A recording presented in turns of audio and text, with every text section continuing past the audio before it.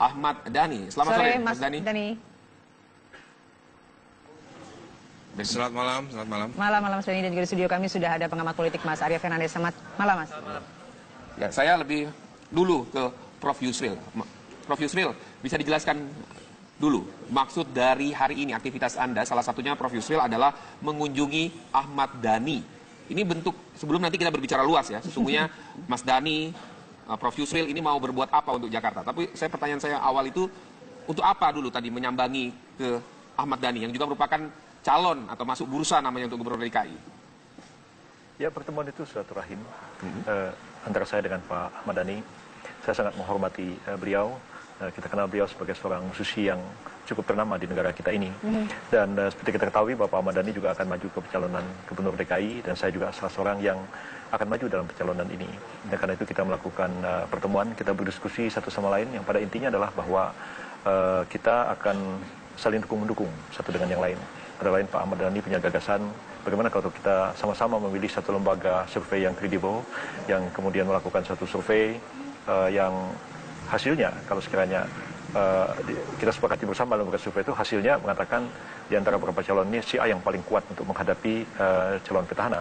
Maka kita masing-masing berbesar hati untuk memilih, untuk mendukung calon yang mempunyai suara terbesar untuk bisa bertarung dengan petahana itu. Jadi bisa saya, bisa Pak Ahmad Dhani, mungkin juga bisa calon lainnya. Tapi yang pasti akan maju itu satu di antara kami, tidak maju sama-sama.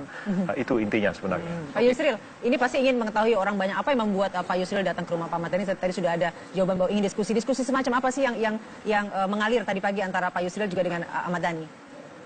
Ya, kalau mengenai pandangan kita tentang masa kini dan masa depan Jakarta, itu kita prinsipnya sama ya. Masalah-masalah yang dihadapi oleh Jakarta itu sama dan sudah ditangani oleh para gubernur sebelumnya maupun juga gubernur yang sekarang ini. Tapi mungkin pendekatan kita dalam menyelesaikan persoalan-persoalan yang dihadapi oleh Jakarta itu berbeda dari yang dilakukan oleh gubernur sekarang maupun gubernur terdahulu. Jadi kalau saya ditanya ya, Anda beda nggak dengan petahana? Ya jelas beda. Kalau saya sama, untuk apa saya maju?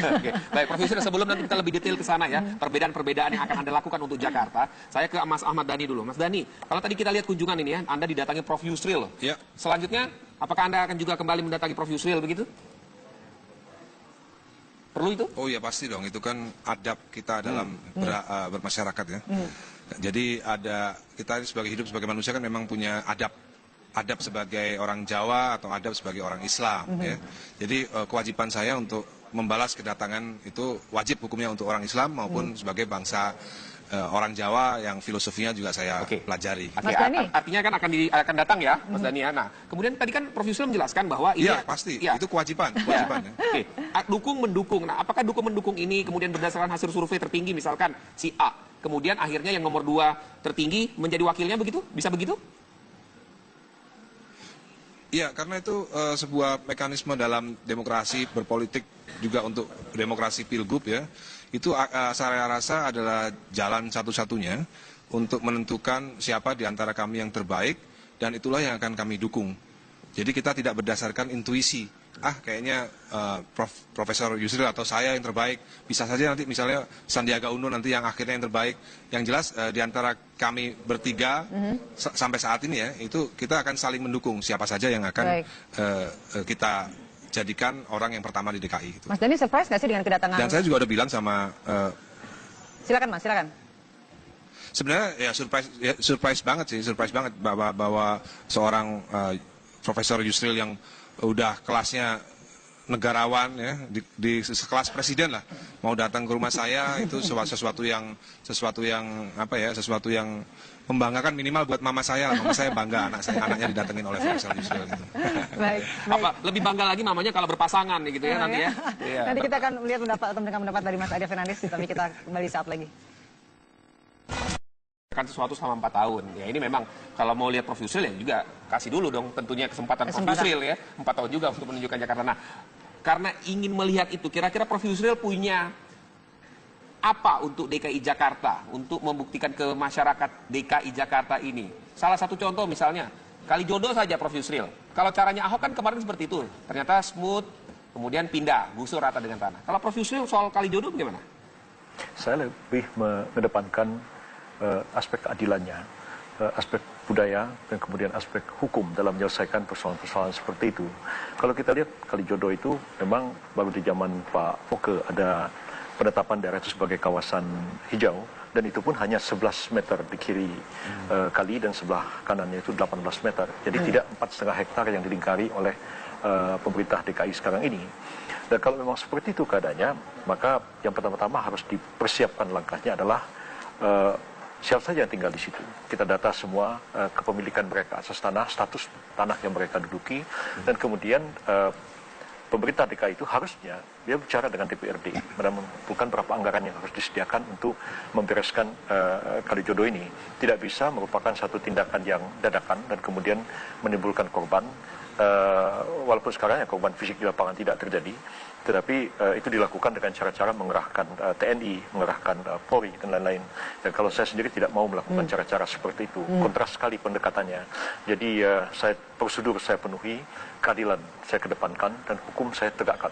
Dan saya tidak akan melibatkan TNI untuk menerapkan kebijakan seperti juga membuat semacam ketakutan pada masyarakat. Jadi cara-cara yang lebih kemanusiaan, lebih adil, lebih hukum, lebih manusiawi itu yang akan saya kedepankan dalam menyelesaikan persoalan-persoalan seperti itu. Mas Dhani, Prof Yusril ya. Kalau Mas Dhani ini kan 5 tahun ke depan pasti memiliki pandangan yang berbeda begitu. Jakarta akan dibuat seperti apa nih Mas? Karena kemacetan, pengangguran, ini pasti problem yang sangat selalu terjadi di Jakarta. Kalau misalkan 5 tahun ke depan, mau dibuat seperti apa Jakarta Mas Dhani?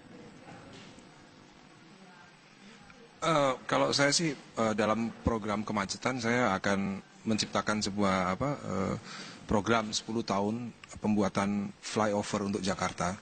Jadi kalau misalnya saya cuma 5 tahun ya program itu harus diteruskan oleh penerusnya. Karena saya punya program dalam 10 tahun ada flyover all over Jakarta.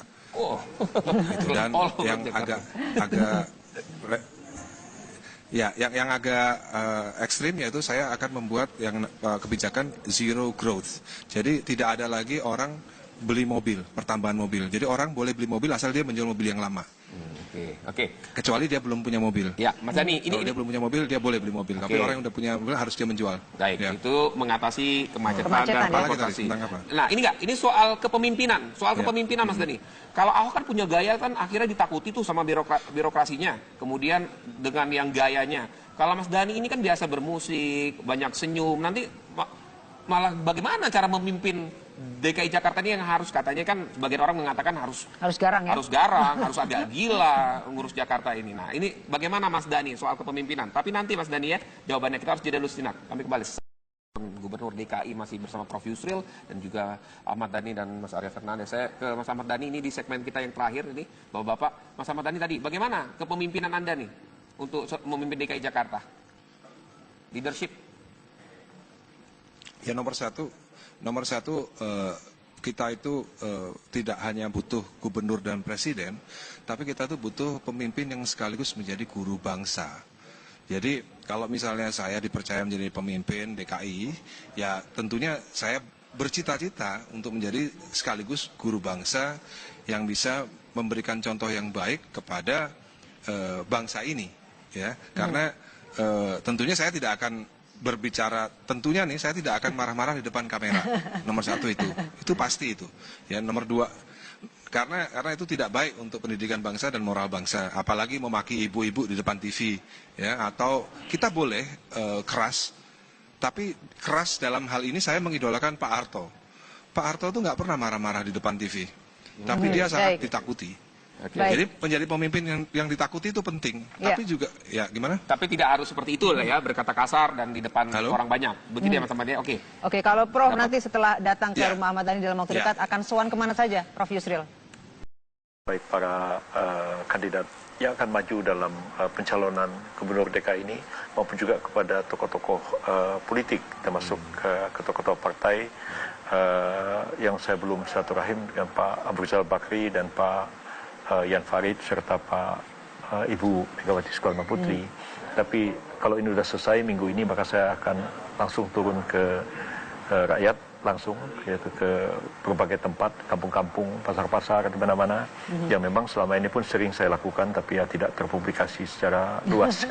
Orang tuh tahu lah kalau saya sering pergi ke pasar, belanja untuk saya masak sendiri, beli ke pasar ikan di Muara Karang dan sebagainya. Baik. Ya, tapi selama ini saya tidak undang banyak-banyak wartawan meliput saya pergi ke pasar.